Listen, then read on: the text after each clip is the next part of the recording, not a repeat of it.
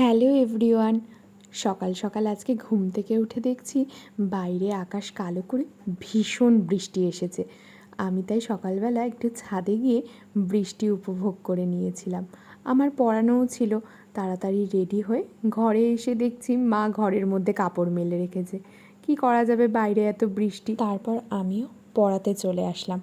ঢুকেই ওরা আমাকে একটু গরম গরম চা খেতে দিল। বাইরে এত বৃষ্টি হচ্ছিল যে ওদের বাড়িতেও আজকে স্পেশালি ইডলি ধোসা করেছিল, তো ওরা আমাকে একটু চেখে দেখতে দিল। আমিও খেলাম, বেশ ভালোই করেছিল রান্নাটা।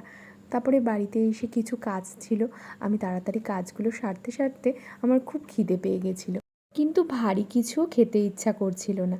তাই ফ্রিজ খুলে দেখছিলাম কি আছে, তো দেখলাম কিছু মাংস রাখা রয়েছে।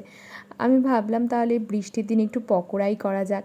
আমি তাড়াতাড়ি করে পকোড়ার সব ইনগ্রিডিয়েন্টসগুলো চিকেনের মধ্যে ভালো করে মিশিয়ে চিকেনটাকে একটু ভালো করে ম্যারিনেট করে তেলের মধ্যে ডিপ ফ্রাই করে নিলাম। রান্না করতে আমার বরাবরই ভীষণ ভালো লাগে, আর নিজের রান্নার স্বাদই আলাদা হয়।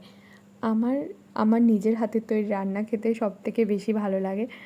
তারপরে আমি একটু টেস্ট করে দেখলাম কেমন হয়েছে, তো মোটামুটি ভালোই হয়েছে। বাইরে বৃষ্টি আর সঙ্গে চিকেন পকোড়াটা আজকের সন্ধ্যাটা বেশ জমে গেছিলো।